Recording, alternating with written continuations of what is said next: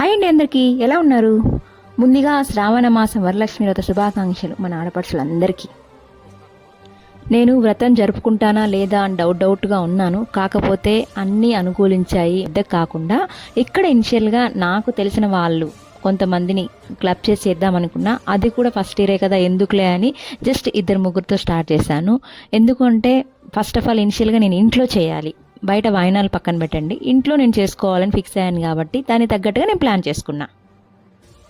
నేను ఇక్కడ గడపకి పసుపు కుంకుమ రాశాను. మా హస్బెండ్ భయపడ్డాడు, ఫైన్ వేస్తారు అని. తర్వాత చూసుకుందాం లేదని నేనైతే నా ఫ్లోలో నేను వెళ్ళిపోయాను. మనం నిజంగా వరలక్ష్మి వ్రతం చేసుకోవాలంటే కనీసం 2-3 రోజుల ముందర ప్లాన్ ఉండాలండి. ఆ ప్లాన్ అంతా కూడా వరలక్ష్మి వ్రత పూజ విధానంలోకి వచ్చేస్తుంది. లేదు మనకు ఆ రోజు మార్నింగ్ లేచి చేసేసుకుంటాము, అప్పటికప్పుడు అవుతుంది అంటే కనుక అది కొంతమందికే సాధ్యమండి. ఎందుకు అంటే ఎవరికైనా పడకుండా ఉంటుంది కదా, వాళ్ళు అలా ఆలోచించాలి. కానీ లేదు, ప్రాపర్గా ప్లాన్ ఉండే వాళ్ళు మాత్రం మినిమం 2-3 డేస్ ముందర ఒక ప్లానింగ్ ఉండే. ఎందుకంటే పూజకి ఏమేం కావాలి, దానికి మనం ఏమేమి ప్రసాదాలు కావాలి, ఆ ప్రసాదాలకు కావాల్సిన సామాగ్రి ఏంటి, కలశం ఏంటి, చెంబు ఏంటి, పూలు ఏంటి, కొబ్బరికాయలు ఏంటి, సో అవన్నీ మనం ముందుగా ప్లాన్ చేసుకుంటేనే వరలక్ష్మి వ్రతం నిర్విఘ్నంగా మనం చేయగలమండి.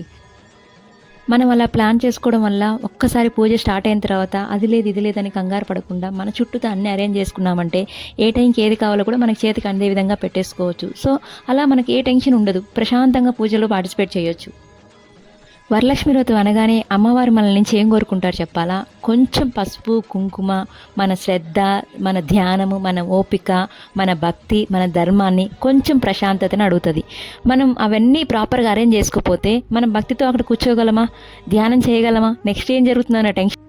ఏ కోరిక లేకుండా కోరుకుంటే చిత్తసిద్ధి కోసమని, ఏదైనా కోరికుండి మనం పూజ చేస్తే కామ్యసిద్ధి కోసం అంటారు. సో ఇవి రెండు అనుగ్రహించేది ఈ వ్రతాల వల్లనే. సో మనం మనసులో ఏమన్నా కోరుకున్నామా అంటే అదేముంటుంది, ప్రతి ఒక్క ఆడపడుచుకి ఏముంటుంది, హస్బెండ్ దీర్ఘాయుషుడై ఉండాలి, పిల్లలు సుఖంగా అభివృద్ధిలోకి రావాలి, ఇల్లు బాగుండాలి అని.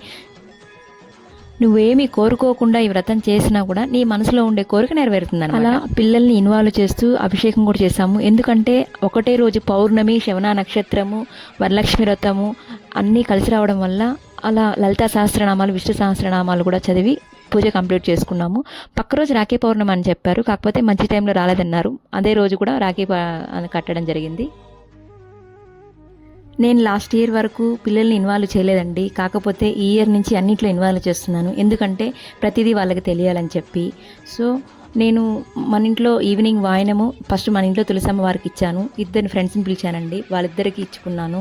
నాకు ఇక్కడ ఎక్కువ తెలియదు కాబట్టి. సో ఇలా అయితే నేను మన ఇంట్లో వరలక్ష్మి వ్రతాన్ని సింపుల్గా జరుపుకున్నాను. బాయ్ అండి.